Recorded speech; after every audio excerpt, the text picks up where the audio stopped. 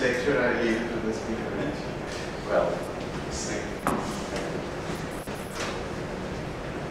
when I was invited to courses, I decided to take too many of them. But anyhow, I'm always glad to speak. And so what I will try to do during these two lectures is to draw you a picture of the theory which is called now theory of integral models. Usually integral models in distinct systems plus the domains. And this theory has several sources, and somehow when they were united in one thing, it was really, I think, very great event, because it shows somehow how very different ideas can be culminated in some other unique structure which have nowadays new applications. So, of course, the term integral comes from classical mechanics. In classical mechanics, when we have Hamiltonian system, phase has coordinates, moment and coordinates, and we write down Hamiltonian equation, the time derivative.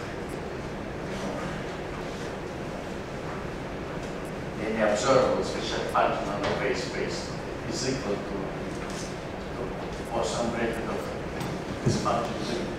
It's a particular function called energy, and Poisson bracket of any two functions is combination of dp g over dq minus df over dq over dp is famous Poisson bracket coming from symplectic structure on this phase space. Then we say that this system, so a system is given by phase space and Hamiltonian. We say that it's integrable if in the phase space, on the phase space, there are n functions. So n number of degrees of freedom is large n. So there are 8 functions, I1, In, which are usually commuting with respect to Poisson brackets, and such that the Hamiltonian is function of these variables. Variables are usually called actions, and they are conjugate variables, like if I consider them as coordinate, there is conjugate variables which are called angles. And then the fact that angles and actions commute exactly like P and Q in this setting. It turns out that equations for that actions are integrals of motion. They can be Hamiltonian, and actions and angles change linearly with time. And this is the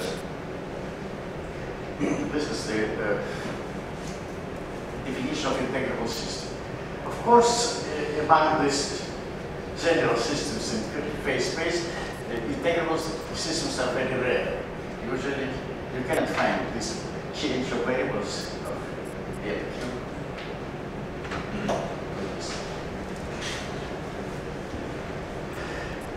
So they always were considered kind of exotic. On the other hand, as soon as your system is integrable, you can solve equations of motion, you can do a lot of things, and so any example of integral model was considered as a very interesting thing. So in the end of 19th century, there was a lot of course, mostly in connection with many-body problem in astronomy, there were a lot of work looking for examples of integral models. One of very important, very famous example is that by some Kovalevskaya, and which gave her quite fine fame. And well, anyhow, this is a part of mechanics which I will not treat more. But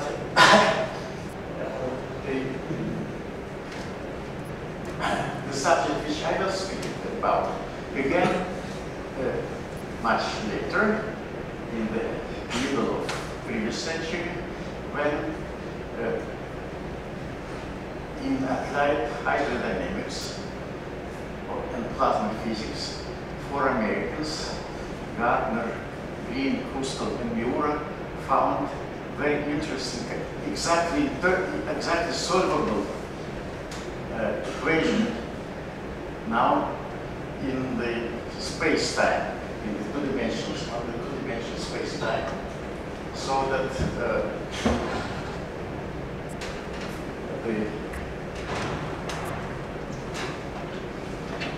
so it was kind of infinite-dimensional analog methods of such type of systems. This is famous as the Faddeev equation, which is an equation for the function of x and t. It looks as follows. So time derivative of this function equal to third derivative in x plus nonlinear term times bx. This subscript means derivative. There are different writing, you can do different coefficients here in front of the numerical coefficients. I do not pay attention to them. It's dependent convention. What they have shown was very interesting. They associate with this equation also Sturm-Liouville equation.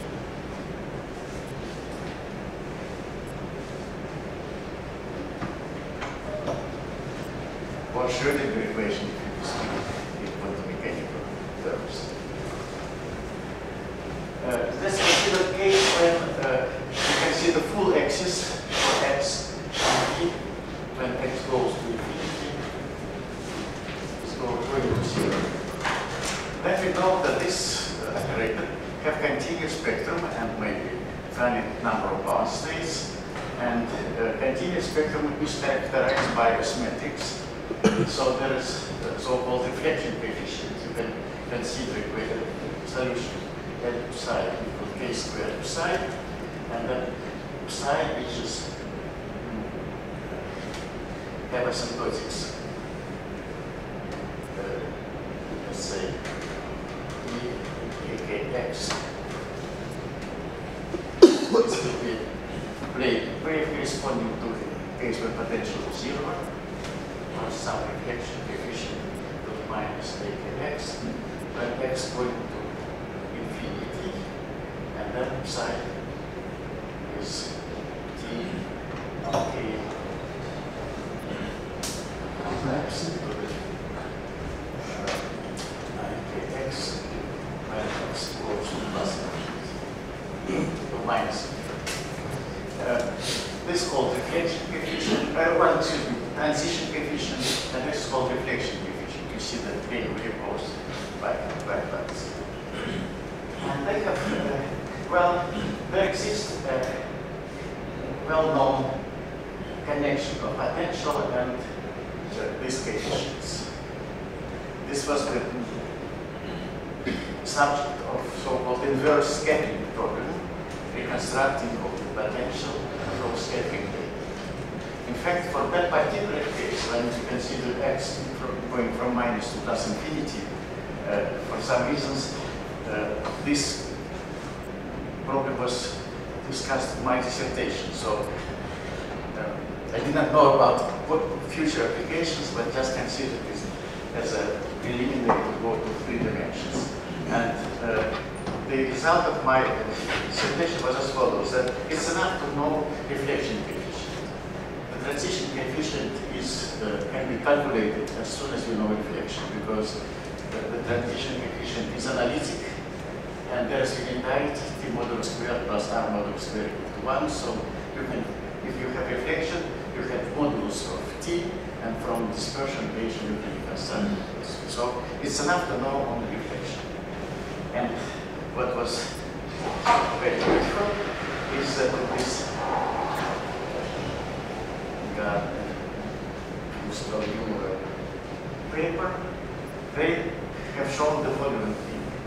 consider evolution of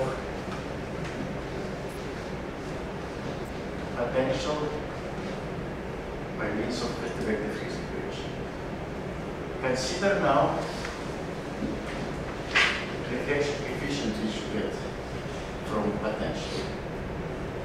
So it will be, so here we'll have, so of course equation for in time for evolution of V leads to some evolution of R. And it turns out that this evolution is very simple.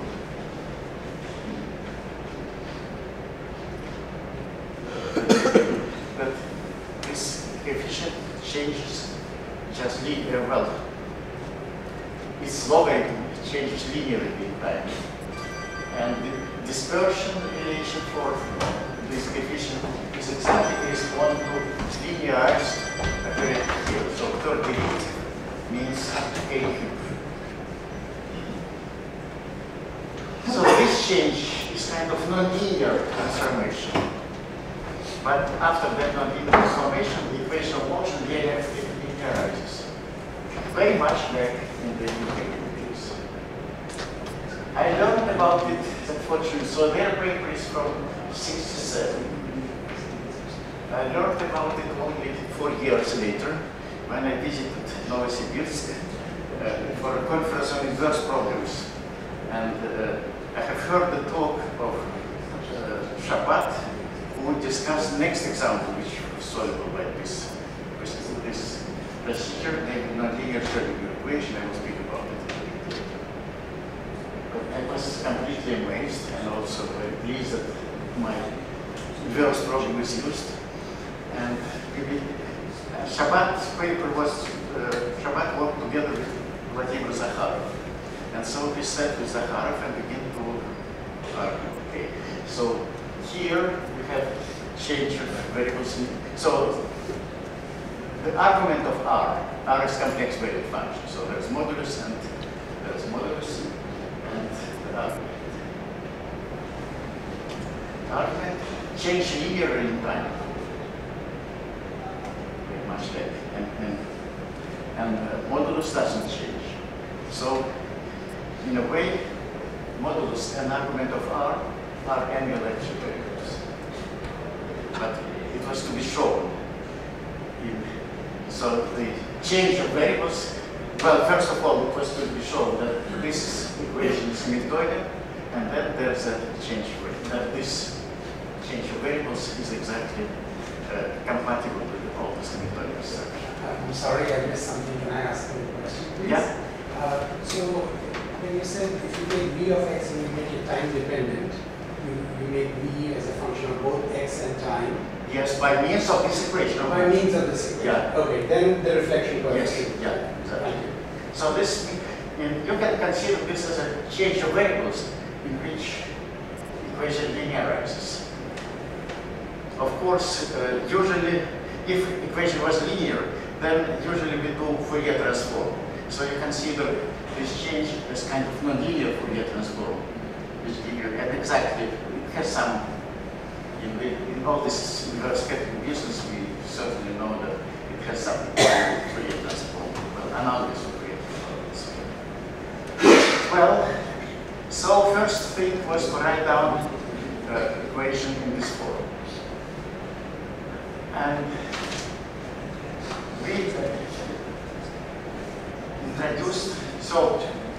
introduced a Poisson bracket for initial data for this function v of x, which we are not completely canonical. Namely, we introduce bracket v of x, v of y. Now, of course, you see x now is a kind of number of degree of freedom, so it's infinite dimensional system.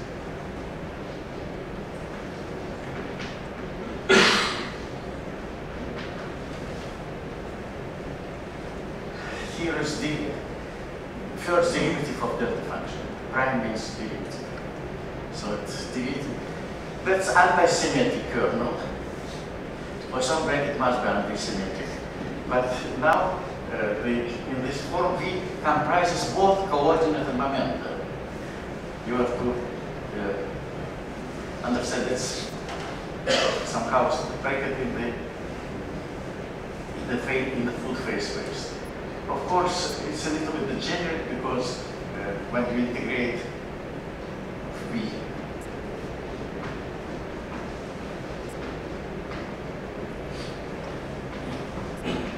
then this thing can commute with everything. So there's some central element which you have to forget and factorize over it, and then things will be not degenerate.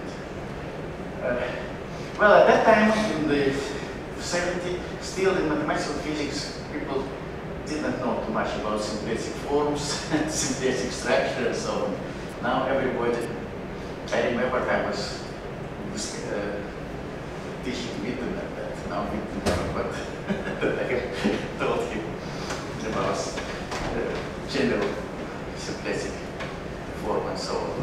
Use it all the time. Anyhow, but at that time it was rather exotic because in a way you don't distinguish coordinate moment. They are both canonical coordinate moment. They are both in this function geometry. And then Hamiltonian is looking like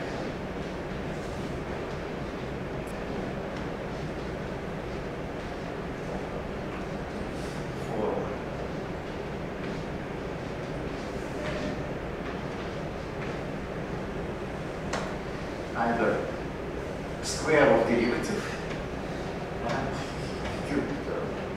So when you make Poisson bracket, you see you compute with V, you get V squared, and then you have to differentiate, and you get VX.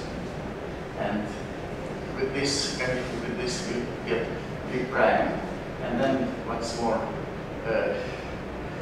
V double prime, because you do it twice, and then because of this prime you get this third derivative. And another miracle was that I knew such functions. I knew them from some trace identities.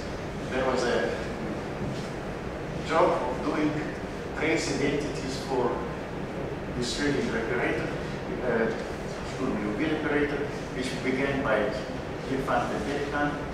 They have first paper about 1950, and then I have continued it for continuing. They consider finite interval. I considered it for infinite intervals, and so I knew this functional just as kind as trace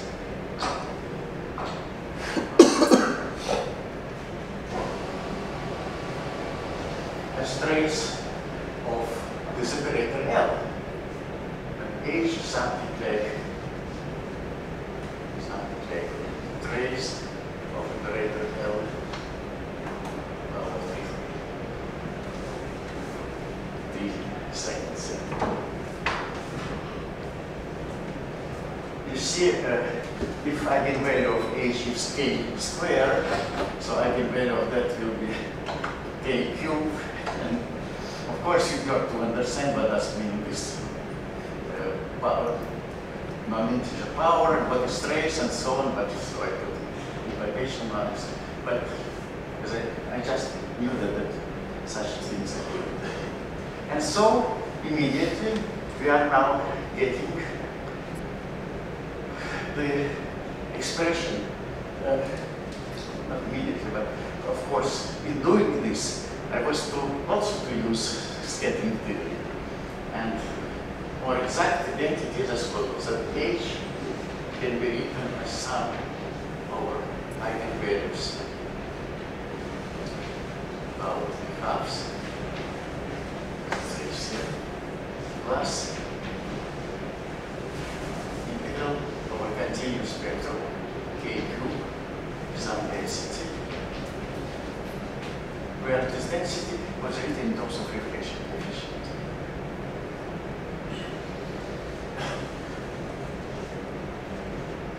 And this, let's solve it now. The next thing was, no, not completely, was to calculate Poisson brackets of this R. And to look how they are treated. Well, how they, from this bracket for B, how do you get bracket for R?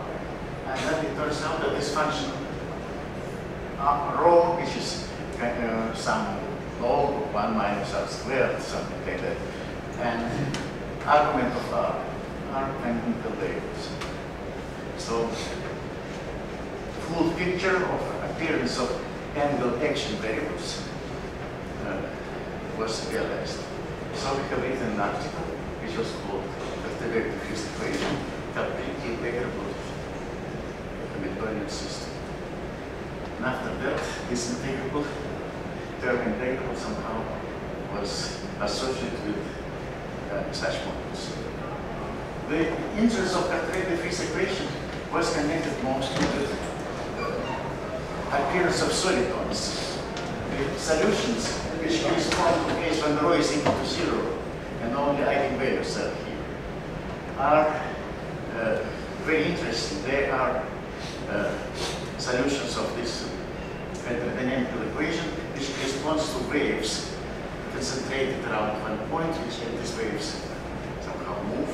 And when two waves intersect, they interact in a beautiful way, and somehow their forms conserved essentially, and so on. So these Hamiltonian solutions, of course, were the main interest. But from our point of view, immediately when I looked at this formula, I said that solitons are new particles. Besides, but usually we associate with nonlinear equation, essentially when we quantize it and consider it as a field theory. Of course, we can consider this a kind of non-relativistic field theory with field T. We say that corresponding particle is associated with linearized equation. It has dispersion law which comes from this linearization. And so this term is kind of contribution of usual particle-like interpretation of field theory. But in this case, we get besides this particle also combination of solitons. So this energy looks like first quantized energy of energy in many-body system. And so it's clear that the theory corresponds not only to one particle, but to several system particles. And of course, it was the aim of people in field theory to understand one field produces many particles, many of the type of particles. But the drawback was that this theory was non-relativistic. Well, the story would stop here, but fortunately it didn't. How do you use the, now if you actually want to find V of x and t, if you want to find the solution V of x and t? Well, there is a so-called inverse problem. You have to solve some different lifetime equation, which you can write down. I cannot show you everything, just you don't believe me that there is this line is reversible. So here you calculate this solving Schrödinger equation, and going back you have to solve what's called non-infinite lifetime equation, which we construct. You have some integral equation, you solve it, and then you construct potential out of it. Basically, there is a canonical transformation you are saying. The inverse capturing map gives you a canonical transformation between V variables and the R variables. Exactly.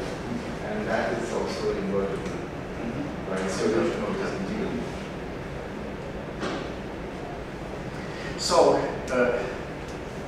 first, so if it was just one example, then people will say, all right, that's exotic case. But then examples began to appear one after another. The second example was so-called nonlinear Schrödinger equation, where your phase space is more canonical, consists of two functions of psi, complex function psi, so there's psi bar and psi. They're just conjugate to each other. And the usual commutation relation, so that's really kind of usual relation that psi bar psi equal to delta function, commutator is equal to delta function. And Hamiltonian being psi x squared plus psi to the this looks much nearer to field theory. Indeed, well, first of all, you have usual variables, and second, this non-linear term is natural term which you can write down. On the other hand, of course, it looks very much like many-body interaction where potential is delta function, because you remember that in the second quantized for many-body problem, you have psi rho times potential times rho, and so that rho is psi squared, and so delta function is here. And of course, the many-body problem with potential delta function was solvable. It was known. Also not very long ago, but around that time. So there was paper by Berezin, there was paper by Young, and Design of C210. So there were several papers where this many-body problem, when you have even quantum mechanics, if you have Hamiltonian reaches of that form, it could be solved. But then Zakharov and Shabbat showed that it also can be treated by this method. The auxiliary operator, like with L, in their case was Dirac. Sorry, which dimension? It's a bit. One dimension? No, it's one dimension. It's today I will belong to one dimension. I will, in the end of my lecture, I will say a little bit more about other. No, but this is, maybe I was to say from the beginning that this integrable business is filled with one-dimensional space, or two-dimensional space time. But there are new applications where somehow we move beyond two dimensions. But the basic subject is two-dimensional space. So it's a much more interesting example. And of course, also there are bound states. So, we know that in the case when we have attraction, that this delta function potential give you also bound states, and so these bound states can be treated well, and so on, and everything was very satisfactory. But once more, it was not really serious. I remember I came with this Ludwig Dmitrievich and to the United States in '71, and John Cloud told me, try sine Gordon. I didn't know what sine Gordon equation, but he completed it to me.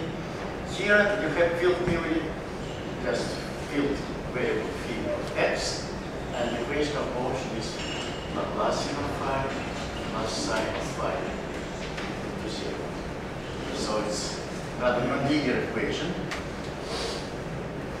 So this sine Gordon, because if it was phi here, it would be phi.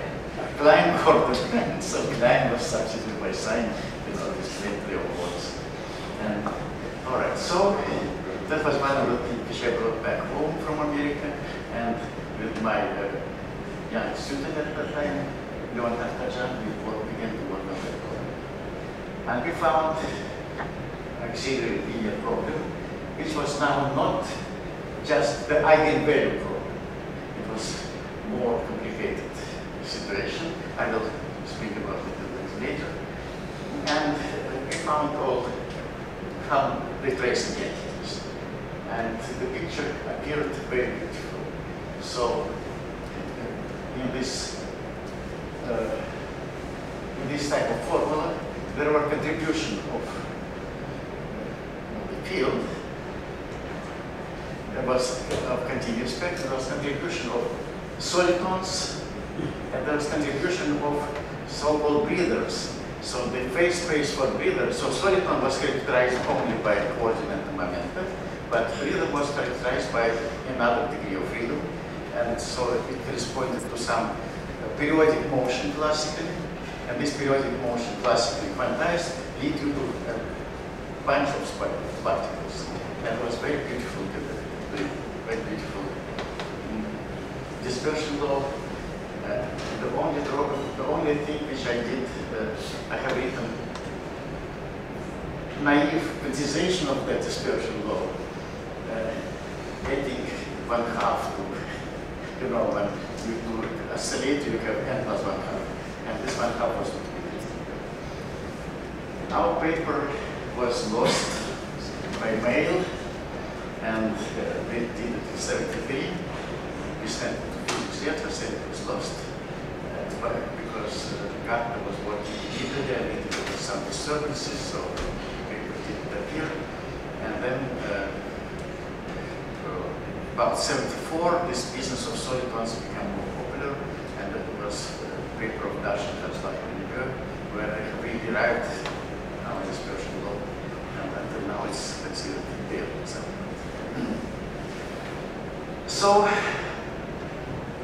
So one result after another, still classically, and which immediately give the possibility of semi-classical quantization. As soon as we have canonical variables and election variables, you know how to quantize semi-classically. You just impose the Sonnenfeld condition on your variables and get energies. But it was still not exactly good. And so, middle of 70s was taken by working with many examples, doing this, finding this transform, writing down any election variables. It was rather complicated and a long story, but I really was trying to find out the proper way of quantizing things. And there were several indications that you can do quantize exactly. First was, I also wrote it from the United States. First was the interpretation of the directed field equation in terms of current algebras, infinite dimensional algebras. And so so it was now the variable V began to have some group theoretical realization. And we know that representation of the group is quantum mechanics. So if we do representation, then we will quantize it exactly. So that was kind of integration. And much more simple thing was the constant solution of Toda model. Toda model is another example of this integrable models, which is now where variable x is now discrete, so kind of lattice model. So there are canonical variables p and q, and I think if I remember right, q and dot must be equal to q and plus 1 minus 2n minus minus 3n minus 1, something like that. So that's second order equation. You can write it up in the second order system, and everything is all right. And so Kostan have shown that this particular equation of motion can be put in quantum form, and that was connected with the representation of the SLP. And that was in his case even SLM, but the based on it. And so once more, the representation of the group somehow give you a solution of dynamical model, which is now exactly quantum. So it was clear that we have to look for the exact quantization. The most direct way would be to take the corresponding flux operators and to quantize them first, and then repeat all this procedure, but now in quantum mechanical language. But flux operator of Kostelik was not very easy. And one more thing which we learned around 77 was the parallel of all this business with business which was done in statistical models. In classical two-dimensional statistical models. There you have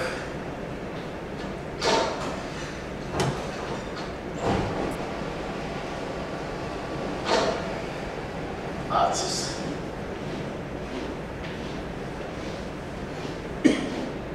And at each point in each vertex in your lattice, you associate a number which is called Boltzmann weight.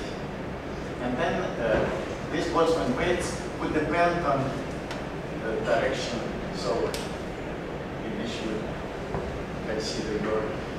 So it was kind of matrix, depending on two things, vertical and two things.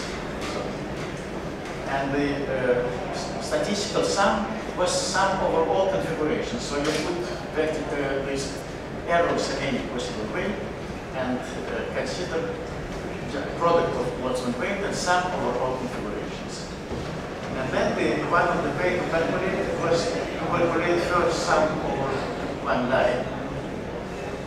And that way, in this way, you are getting kind of operator, acting matrix, acting on these vertical indices. And then they trace or product of these things. So very much like we do in university. So the idea was that maybe just the Boltzmann weight may be considered as a Laxi equation. And then the sum over product of Boltzmann weights around the line will be monodromy of that operator and so on and so forth. So there was several papers by Baxter on this integral, on this exactly solvable models of statistical mechanics. And we compare our formulas and his formulas, and the connection was very striking. And out of that time, we realized the proper way of quantizing this integral models. I cannot tell you too much about that because I have not too much time, but what I will do now is that I will consider first very simple, the simplest possible model of which in the terminology of statistical mechanics is called the XXX model, which in terminology of spin-chains quantum mechanics spin-chains is called Heisenberg's spin model. I will treat it in all detail, so to say, and then I will speak about the possible generalizations.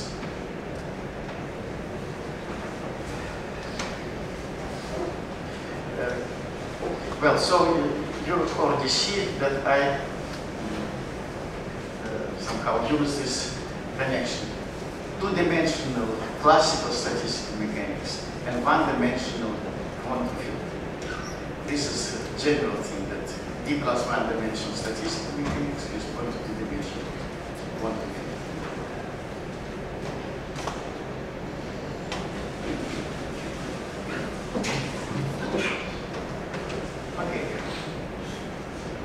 So I will be more formal now, just to give you. So we consider the space, which is just a chain. So you have one point. This chain, the point you have labeled N. And with each point N, you consider, you associate the hyperspace for representation of the group as a. I will consider spin as 1/2. So I have three matrices S1, S3,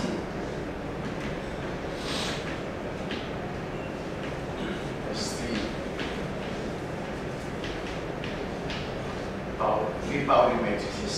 And they give me the basis of operators in the hyperspace, which is C. And the hyperspace for all model is tensor product of this C. Now I will consider case of finite chain and introduce boundary conditions so that there is a length of this chain and large, and the boundary periodic condition means that n plus n is equal to n.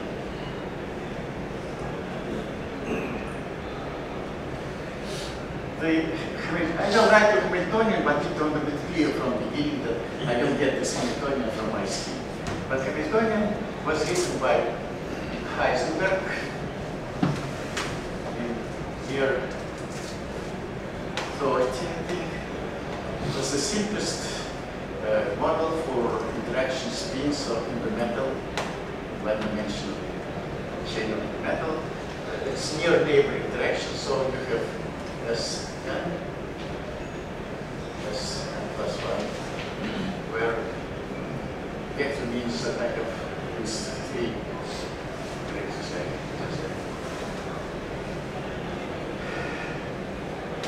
Benta have taken this model seriously and was able to find full set of eigenfunctions, eigenvalues, and that was, I think, the first manifold problem solved quantum mechanical design. And now we will see how this model somehow enters into this general idea of quantum inverse scattering.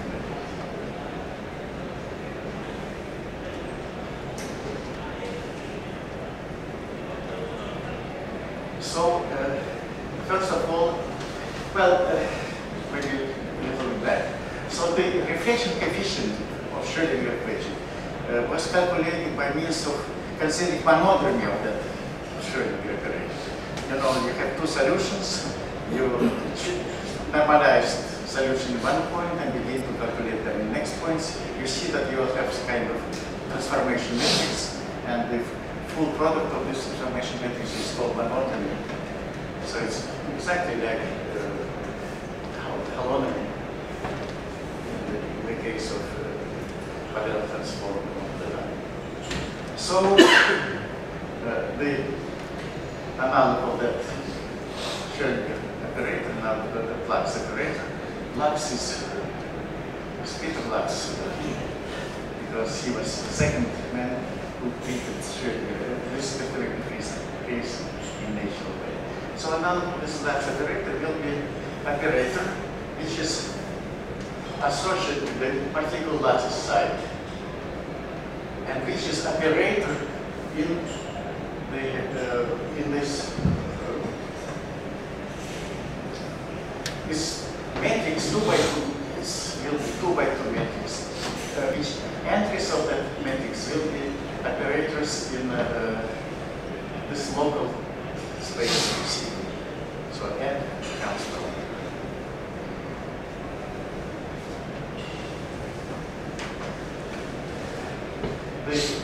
Instead of eigenvalue lambda, I will have this parameter lambda, which will enter not.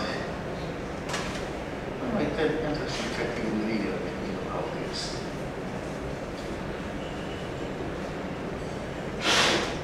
So this looks very much like what I lambda plus s. That's the 3. This is 1 to 3 and a half. I as the minus I as the plus minus this.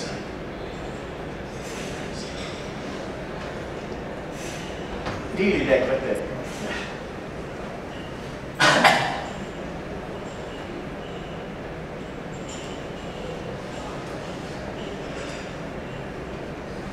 And then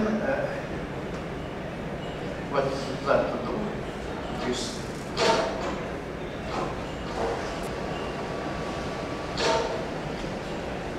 to consider monodromy, name the product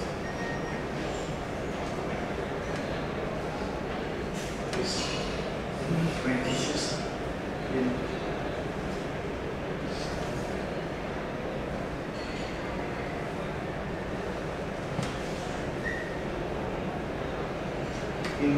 this order. So you begin with L1 till Ln, right? So it will be also matrix 2 by 2.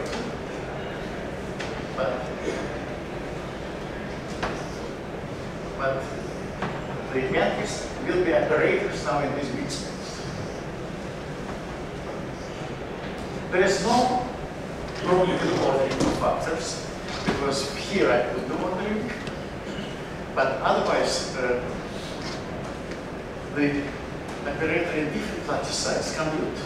I did not say, but by definition I say that there are these matrices, but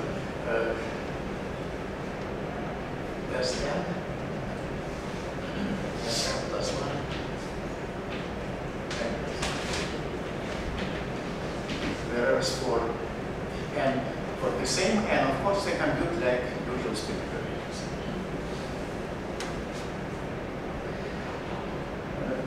In the following, I will say that we have the quantum direction and auxiliary direction. So quantum direction is vertical and auxiliary is horizontal. Well, altogether, the operator Ln, matrix Ln lambda belongs to this tensor of auxiliary space, and it's C2. But auxiliary space is also C2 nowadays. In general, it could be 2.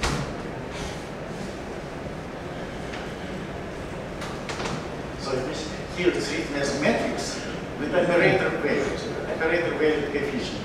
And operators are matrices also in two-dimensional space. So together, so if I write them down in full things, they will be matrix 4 by 4, but it's more convenient to take this structure.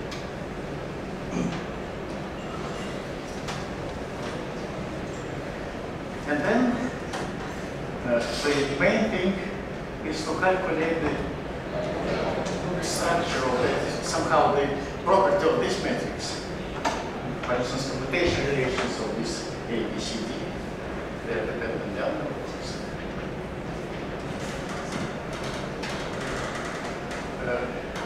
When we have usual commutation relations for these spaces, so in the 23 it was this trace things that you were to use this inverted stepping transform and calculate Poisson bracket of reflection coefficients in terms of Poisson bracket of potential.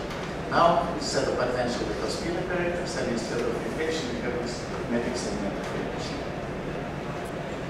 And comparing of our old experience with that of Baxter, we found a very beautiful way of writing it essentially in one line. I will describe it and then we will solve it. This one line means the following. That first you begin with writing down commutation relation for these entries of Lux operator. There are 4 entries, so in principle there are 16 relations. Of course, there is this, but you have to write down on this.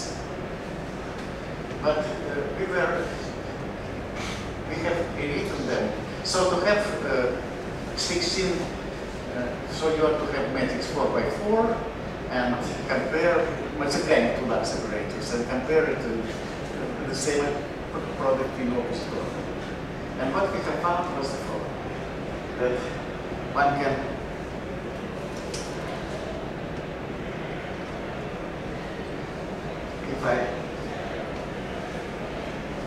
so let me associate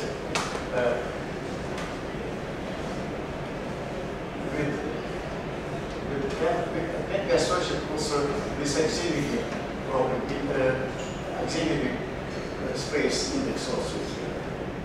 Because I will multiply two Lux operator for 2 different auxiliary spaces, but the same quantity space. So I multiply Ln A1 and Ln A2 of mu, and compare it with Ln A2 of mu, Ln Y1. It turns out, what is this index A1 and A2?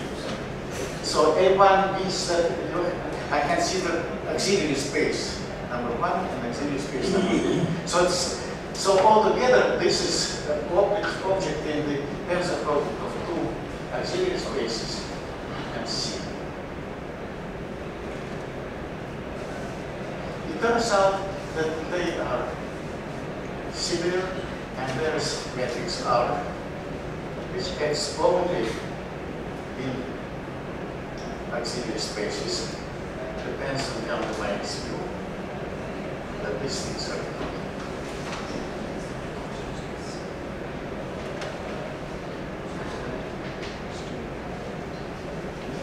It's simple calculation, of course, you have to do, but as soon as you have done it, there is this beautiful formula. We call this matrix R matrix for the letter R. So now this R,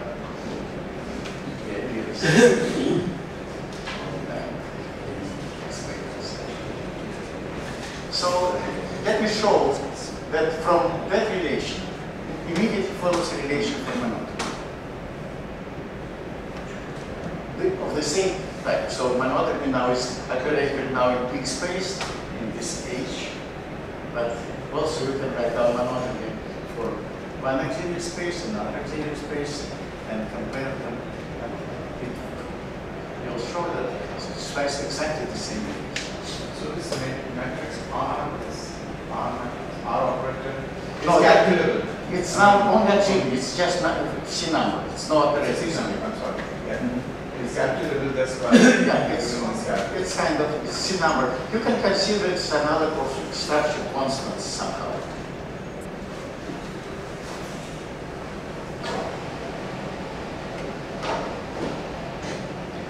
Well,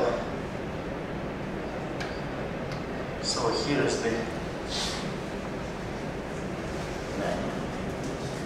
so if to make it more short, I will take L and A1 for L.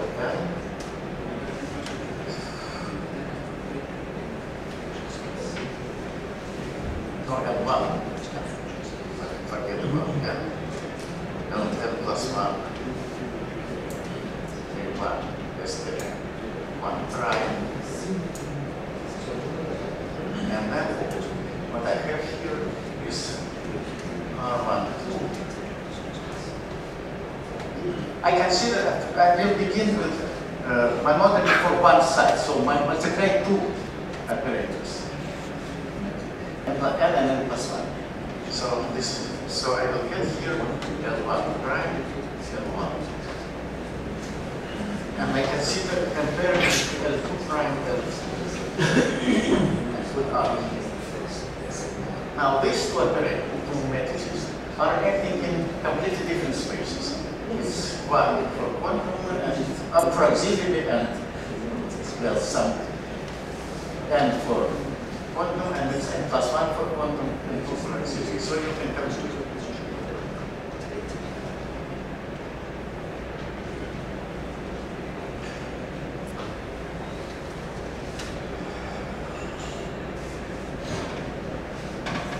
now, you have here this left-hand set of fundamental relations. So I can put L1, L2, prime, L1 prime, and the same with this L2, L1, R1.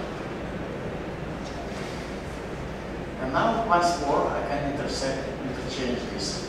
I will get L2 prime, L2, 1 prime, L1. Now these are monotonies.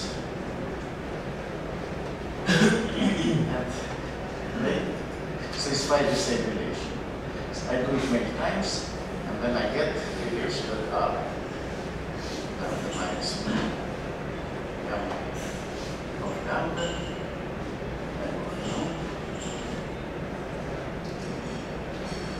Where 1 and 2 correspond to auxiliary spaces is equal to m of m 1 of m.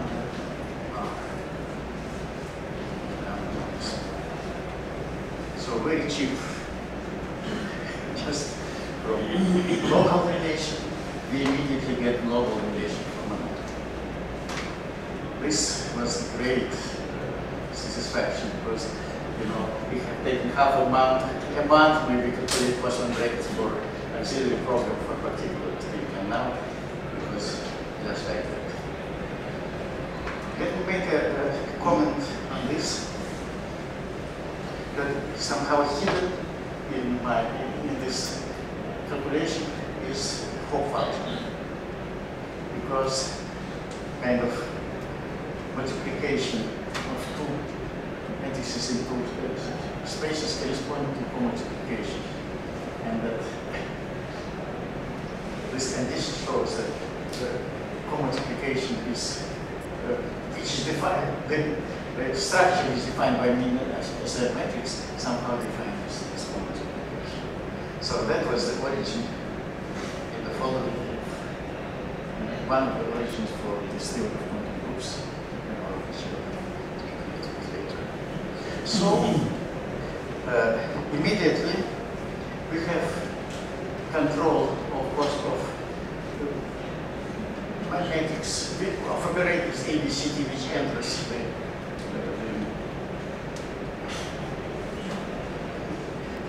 monotony, and we now can somehow try to use them to get eigenvalues of well, it's our already come. So let's see. I think that on the second lecture, in half an hour, I will show you how beta ansatz appears out of this. And then another half an hour, I will just see what to say about all generalization of directions. You see, the subject is rather contained, but it's long. So I have text which is called How Algebraic Beta ansatz Works for Integrable Models. This was text of my Zuch lectures. It exists in here, so you can find it there. But what I want to do in this picture just to show you some picture of what's going on. So at the moment, I gave introduction of appearance of integrable models, and then the main structure, these fundamental communication relations, which are somehow leads to